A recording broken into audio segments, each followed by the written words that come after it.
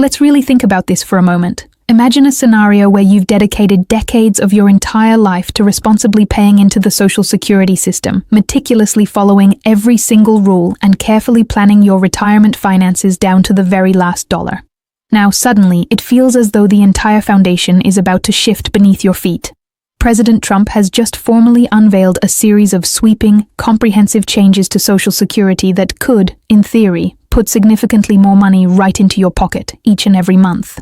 But, as you might naturally expect with any major government overhaul, there's a significant catch. A whole new set of regulations is rolling out, and they are doing so with remarkable speed. These new rules are going to fundamentally affect critical aspects of your retirement, such as the exact age you can claim your benefits, the precise dollar amount you'll actually receive, and even the specific criteria that determine who qualifies for certain types of payments. We are not talking about minor tweaks. We are discussing substantial adjustments that could potentially translate to an extra $200, $300, or even $400 in monthly income for literally millions of hard-working retirees. However, these potential gains are coming alongside major, foundational policy shifts that might force you to completely reshape your entire long-term retirement strategy. The Social Security Administration, or SSA, is reportedly implementing these changes faster than most people can even keep track of, and if you are not fully prepared and informed, you could very easily miss out on thousands of dollars in benefits that you are legally and rightfully entitled to. This isn't just idle speculation or the kind of distant political theater that fades with the next news cycle. These are tangible, real-world policy changes that are actively affecting the real, spendable checks that hit your personal bank account. It doesn't matter whether you're already collecting your benefits or you're just getting ready to file your application soon. What happens in the next few crucial months will directly and profoundly impact your financial security for many years to come. The clock is truly and unstoppably ticking, and in this situation, knowledge is the only thing that stands between you maximizing your hard-earned benefits and you inadvertently leaving a significant amount of your own money on the table. Let me be perfectly straight with you. What's happening right now with the Social Security system isn't just another disposable political headline that will fade away in a week's time. This is unequivocally real. It's all happening incredibly fast, and it's absolutely going to touch the lives of more than 70 million Americans who depend on these essential benefits to pay their bills, purchase groceries, and maintain the quality of life they've rightfully earned after decades upon decades of hard work. The Trump administration has formally put forward proposals that represent some of the most significant and consequential changes to Social Security that we have witnessed in many years. And whether you personally love him or you hate him, you absolutely need to understand exactly what is on the table, because this directly affects your money, your family's stability, and your entire future. Now, let's obviously talk about the potential raise first, because that's what everyone naturally wants to hear about, right? The cost of living adjustment, or COLA as it's commonly called, is the annual increase that all Social Security recipients receive to help their fixed benefits keep pace with the rising tide of inflation. For the 2025 calendar year, we are already looking at a COLA increase that has been officially announced. But here is precisely where things start to get interesting. The Trump administration has been actively pushing for additional measures that could potentially boost benefits even beyond the standard established COLA formula. They are seriously talking about restructuring the very methodology of how these increases are calculated, possibly by using a different, alternative inflation index that more accurately and fairly reflects what senior citizens actually spend their money on, things like essential healthcare, costly prescription drugs, and rising housing costs, rather than the general consumer price index that includes many items like electronics or apparel that many retirees don't regularly purchase. This particular change might not sound like a groundbreaking deal on the surface, but just think about it this way for a moment. If your monthly Social Security check goes up by even an extra $50 a month simply because they are using a more accurate measure of your actual, real-world expenses that translates to $600 more in your pocket per year, over a single decade, that's an additional $6,000. For someone who is living on a fixed income, that is not just pocket change. That is real, impactful money.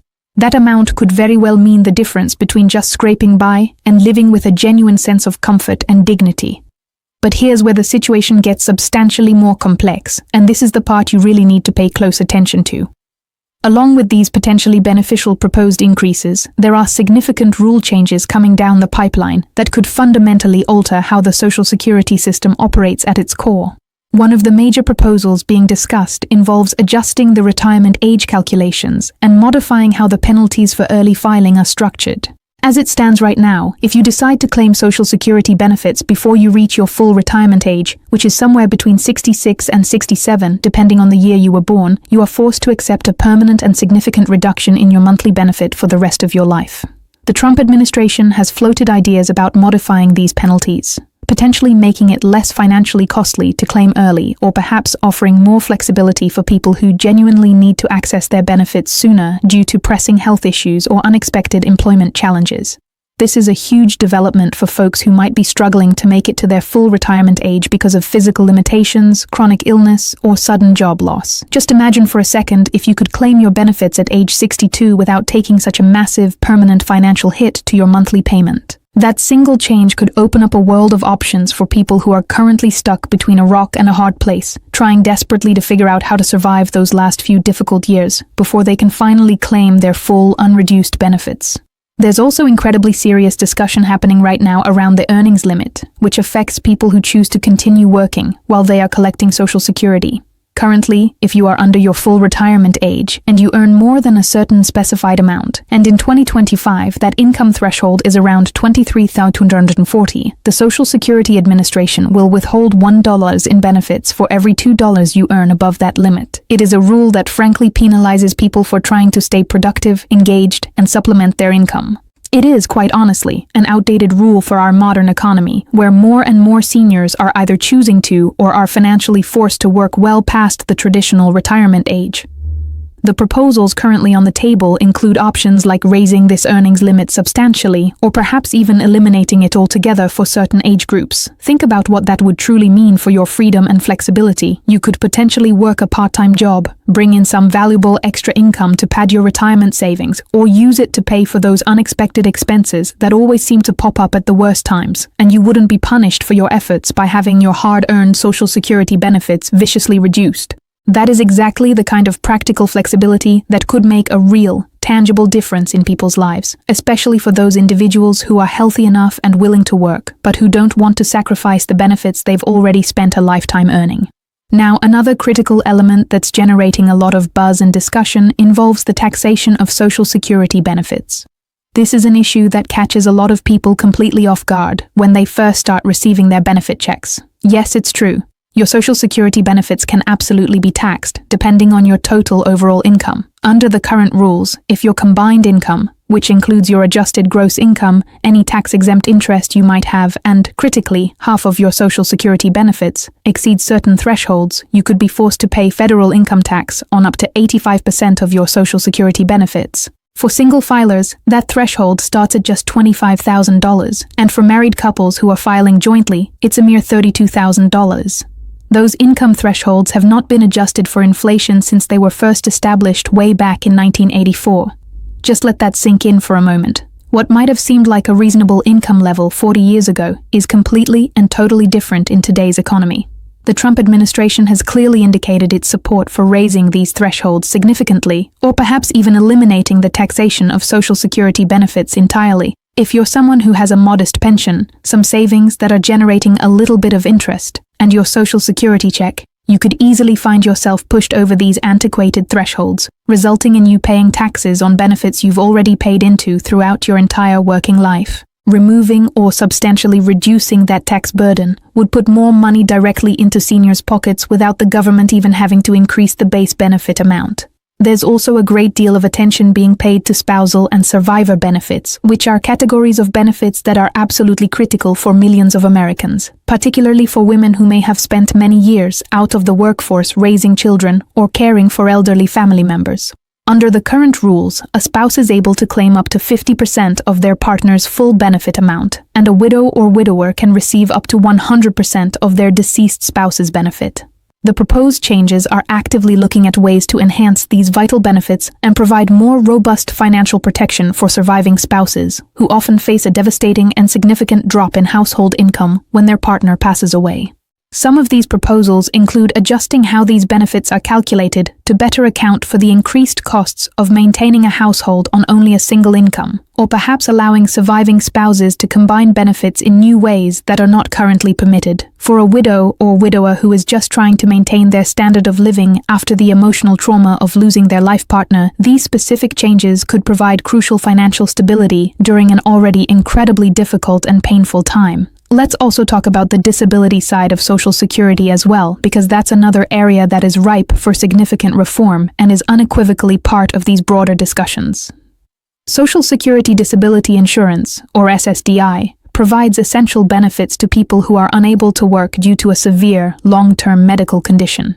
The application process for SSDI is notoriously complex and difficult, with high denial rates that can be incredibly discouraging for people who genuinely and desperately need help. There is serious talk of streamlining this convoluted process, updating the medical criteria that are used to determine disability, many of which are decades old, and making it easier for people with serious documented conditions to get the support they need without having to jump through endless bureaucratic hoops and wait for years on end for appeals. This matters deeply because when someone becomes disabled and can no longer work, every single month of delay in getting their benefits approved can push them and their family deeper and deeper into a severe financial crisis. Any reforms that successfully speed up the process and make it more transparent and fair would be a genuine, life-altering improvement for some of the most vulnerable people in our society. Another aspect that's finally getting some much-needed attention involves the Windfall Elimination Provision, WEP, and the Government Pension Offset, GPO. These are two complicated rules that actively reduce Social Security benefits for people who also receive pensions from jobs that didn't pay into the Social Security system. Think of certain state or local government positions, or jobs in some states where employees paid into different, separate retirement systems. These particular rules have been intensely controversial for many years because they can significantly and, many argue, unfairly reduce the Social Security benefits that people earned through other jobs where they did pay Social Security taxes. Many people feel completely blindsided when they finally retire and discover that their expected Social Security check is much, much smaller than they anticipated, all because of these confusing provisions. There has been growing momentum in recent years to repeal or at least significantly modify these rules, and the current administration has shown some openness to exploring reform in this specific area. For the millions of public servants, our teachers, firefighters, police officers, and other dedicated government workers, this could finally mean recovering thousands of dollars in benefits they had earned but thought they had permanently lost. Now, I want to address something really important here, which is the funding question. You have probably heard the persistent concerns and dire warnings about Social Security running out of money, and to be perfectly honest, those concerns aren't entirely unfounded. The Social Security Trust Fund has, in fact, been paying out more in benefits than it collects in taxes for several years now, and the current projections from the trustees suggest that without significant changes, the trust fund reserves could potentially be depleted within the next decade or so. When people hear talk about benefit increases and new rule changes that could potentially cost more money, the natural and logical question is, how are we possibly going to pay for all of this? The proposals being discussed include several potential funding mechanisms to address this. Everything is on the table, from raising the cap on wages that are subject to Social Security taxes, which currently sits at $168,600 for 2024, to finding new efficiencies in how the program is administered, to potentially redirecting funds from other areas of the massive federal budget. Some proposals even involve adjusting how benefits are calculated for higher income earners, while simultaneously protecting or even enhancing the benefits for lower and middle income recipients. The main point is that these aren't just pie-in-the-sky ideas being floated with no thought given to their long-term sustainability. There is serious policy work happening behind the scenes around how to implement these changes in a way that actually strengthens Social Security for the long term, rather than hastening its well-documented financial troubles.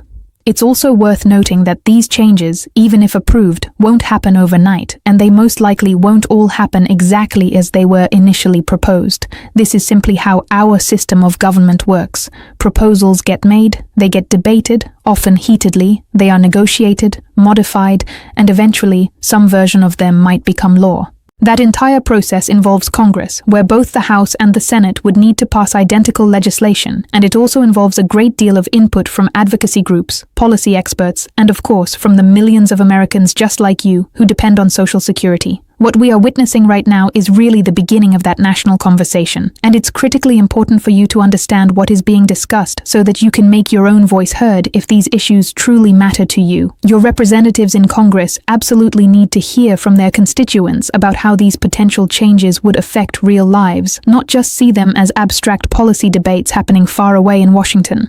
So, with all of this uncertainty and potential change unfolding, what precisely should you be doing right this minute? First and foremost, it is imperative that you do not make any sudden, hasty, or irreversible decisions about precisely when to claim your Social Security benefits based purely on these proposed changes that have not even been formally enacted into law yet.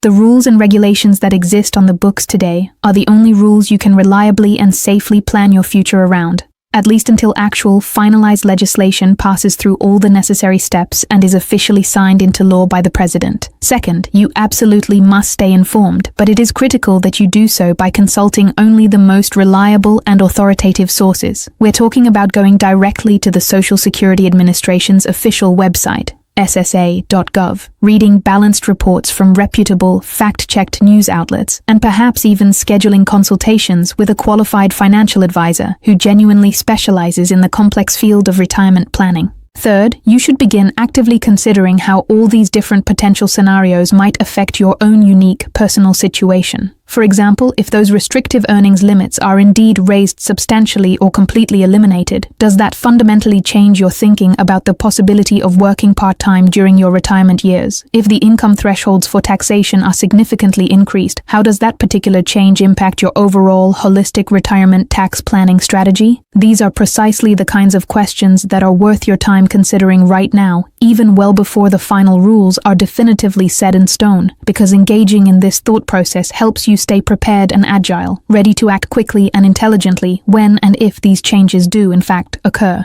The fundamental bottom line in all of this is as follows. Social Security is clearly entering a period of profound potential transformation, and these impending changes could have truly far-reaching effects on your long-term retirement security and your day-to-day quality of life. Whether we ultimately end up seeing a significant raise in benefits delivered through reformed COLA calculations, or perhaps more flexibility in available claiming strategies, or even reduced taxation of your benefits, or enhanced financial protections for spouses and survivors, the overarching direction certainly seems to be pointing toward making the entire system more responsive and adaptive to the actual, real-world needs of today's retirees. But with that incredible opportunity comes an equally serious responsibility. It's the responsibility to keep yourself informed, to fully understand how any and all proposed changes might affect you personally, and to plan your actions accordingly.